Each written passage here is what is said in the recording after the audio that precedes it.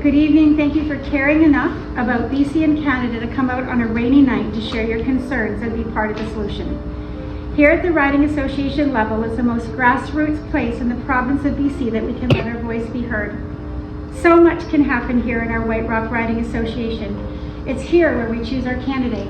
It's here where we get to vote on policy to take to the policy convention. And it's here that we can vote on who our leader will be for the party.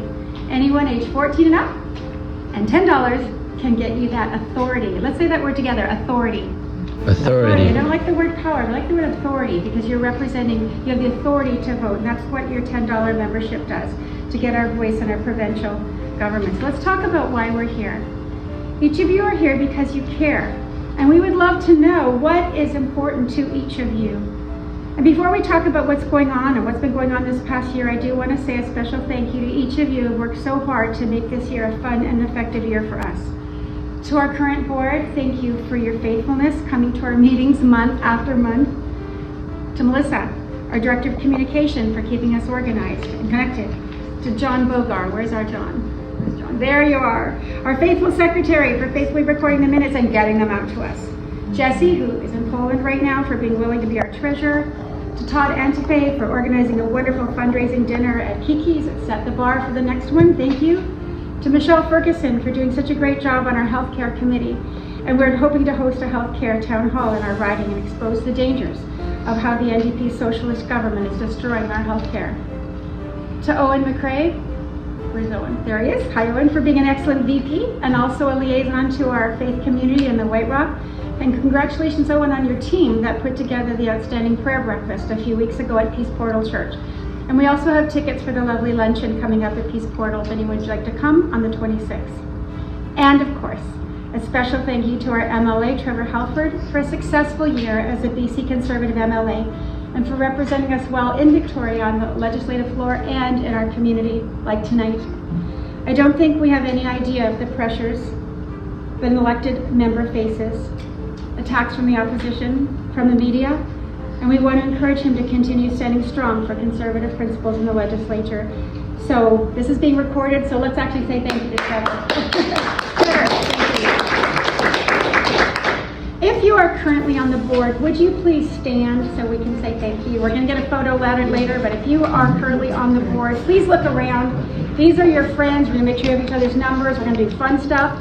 Some of them are staying on the board, some are stepping down. There's going to be new people on the board, but let's give a board thank you to our board. Thank you. We'll get that photo later and of our new board, and thank you for put your names forward to be on the board, to be willing to serve. For me, here are some of the biggest concerns I have for our province. I don't know about you, but every time we turn around, there's a new law or motion that the NDP or federal Liberals are sneaking in, hoping that no one will notice. Many of these concerns that I'm going to share overlap with federal and local jurisdictions, so that's why we need to be involved at all levels. Deborah, thank you for being willing to be involved. The main question we have to ask ourselves whenever a new bill is introduced: will this bill make us more free or less free? That's it. That's all you need to ask.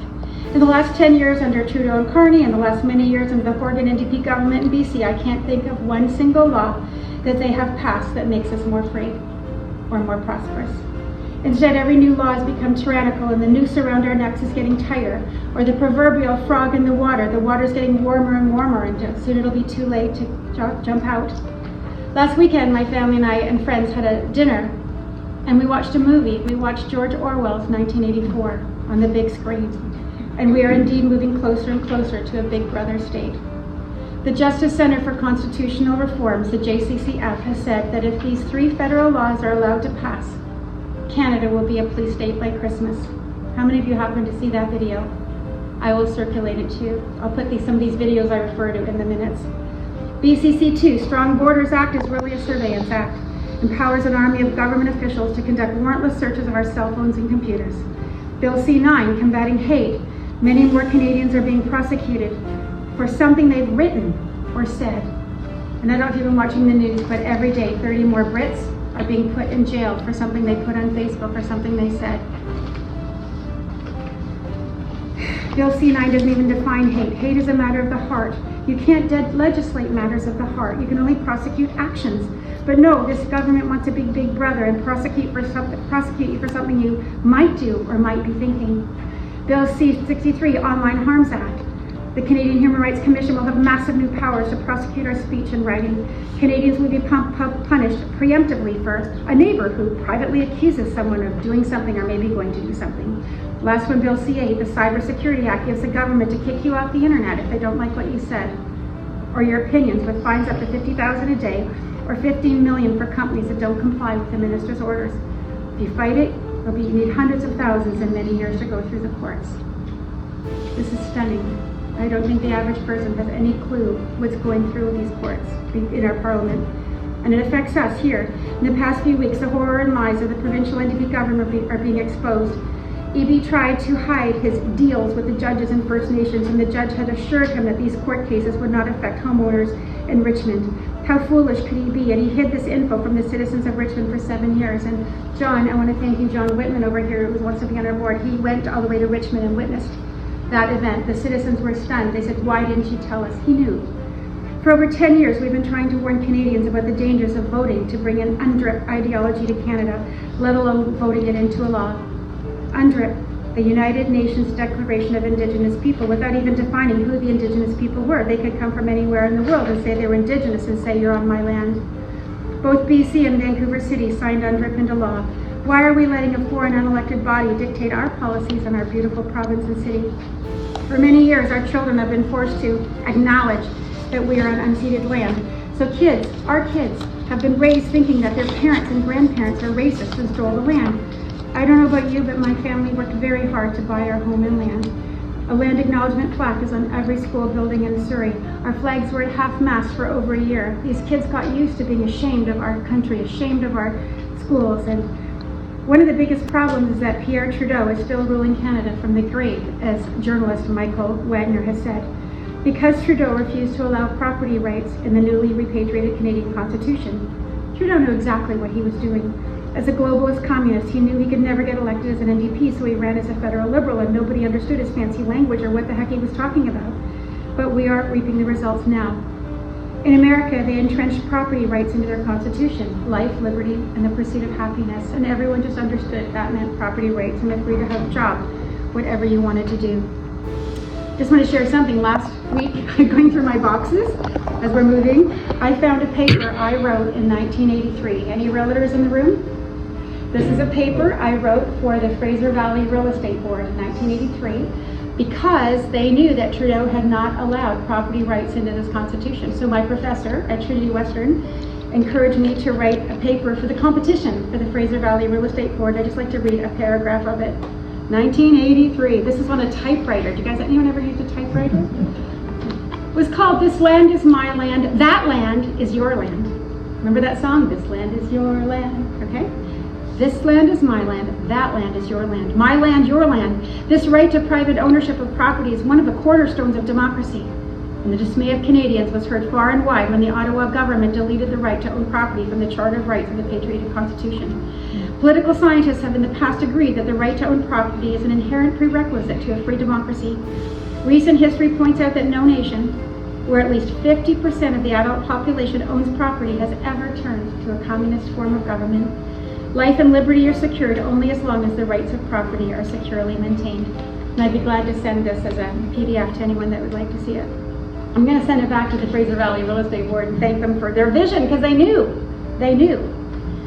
Last week, we all witnessed the tyranny of the Trudeau-Carney government agency. The CFIA, Canadian Food Inspection Agency, slaughtered 400 healthy ostriches and spent 60 days tormenting a family who owned this farm. They spent over, $20 million on overtime, hotels for these police officers that should have been out fighting crime, tormenting this family.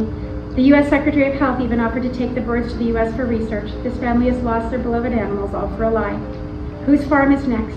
No one is safe from their overreach. I'm not sure of their agenda, but even Health Canada admitted to Attorney Bruce Pardy in questioning when he asked them if the health of Canadians was Health Canada's #1 job, and they admitted it was not.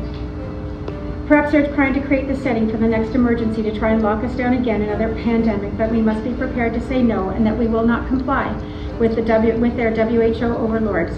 that Trudeau and Carney foolishly signed Canada onto the WHO pandemic treaty, so that if some bureaucrat overseas decides that there's a pandemic, that Canada must obey their WHO rules, we must say no, that we will not comply.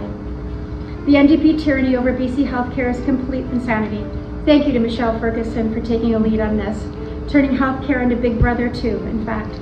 Michelle has a survey that we will post in our minutes of healthcare workers who are planning to leave BC because of the government's wicked policies, in addition to the 7,000 doctors, nurses, and paramedics and staff who were fired under BC NDP's Bonnie Henry for not taking her experimental injection.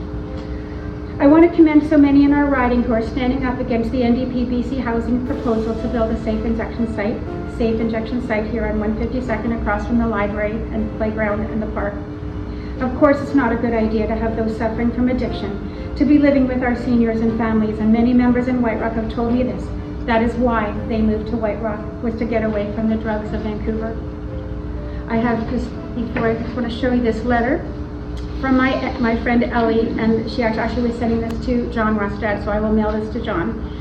Her granddaughter, her beautiful granddaughter, died from an overdose at a safe injection site in Nanaimo. A safe housing, a BC housing, quote, safe injection site called Safe Supply. They didn't find her body for 3 days, and her shower had been running for 3 days. Rest in peace. Alyssa Joy DeGore, we honor your memory. And she was a Langley girl living in Nanaimo. She needed help. She didn't need free drugs. So if you want to join us, Zishan, Ed Hurd, this is our team. Ed Hurd, James Yu, this is our team. I'm proud of our board that we're out picketing. 2,000 people will be gathering at City Hall to tell the council that we don't want drugs combined with low-income housing. That's Monday night. So as I conclude my term as president of our White Rock Riding Association, I want to thank each of you. I've gotten to know you. I love your emails, I love your encouragement, I love your phone calls. I want to thank you for your support and encouragement this past year. It's been a great board to work with. And I will share a video with you that I made of the 4 principles that I believe our party was founded on. Freedom of religion, freedom to raise our children the way we want, protection for the most vulnerable in our society, and number 4, it is irresponsible of the government to put our children and grandchildren into reckless debt. I encourage you, those that are willing to run for our incoming board, to stay strong. Be courageous. For me, and I know many of you as conservatives in the room, our allegiance is not to a party, but to our principles. So if the party strays from what you believe or what we believe, we have 2 choices. Start a new party or help the party get back on track. I believe if we stay true to standing for family, faith, and freedom and good old-fashioned common sense, we can save our province from the foolishness of socialist, progressive NDP tyranny. Let us speak up for what is right and not be intimidated by loud voices. Stay strong and love your family. God bless you.